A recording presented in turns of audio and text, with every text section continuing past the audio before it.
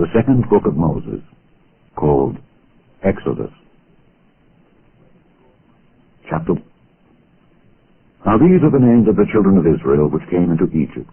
Every man and his household came with Jacob: Reuben, Simeon, Levi, and Judah; Issachar, Zebulun, and Benjamin; Dan, and Naphtali; Gad, and Asher.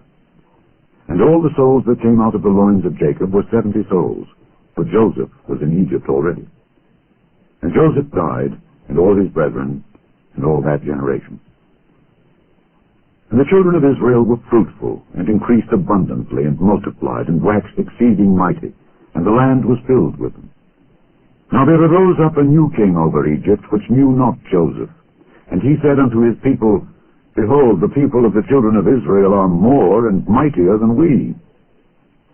Come on, let us deal wisely with them, lest they multiply, and it come to pass that when there falleth out any war, they join also unto our enemies, and fight against us, and so get them up out of the land. Therefore they did set over them taskmasters, to afflict them with their burdens. And they built for Pharaoh treasure cities, Pithom and Raamses. But the more they afflicted them, the more they multiplied and grew. And they were grieved because of the children of Israel. And the Egyptians made the children of Israel to serve with rigor, and they made their lives bitter with hard bondage, in mortar and in brick, and in all manner of service in the field. All their service wherein they made them serve was with rigor.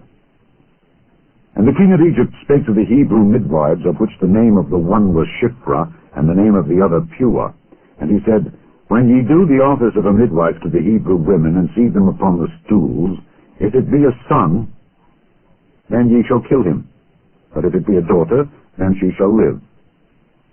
But the midwives feared God, and did not as the king of Egypt commanded them, but saved the men children alive. And the king of Egypt called for the midwives, and said unto them, Why have ye done this thing, and have saved the men children alive?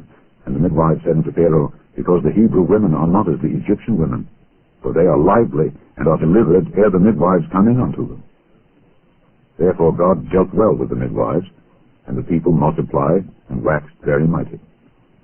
And it came to pass, because the midwives feared God, that he made them houses.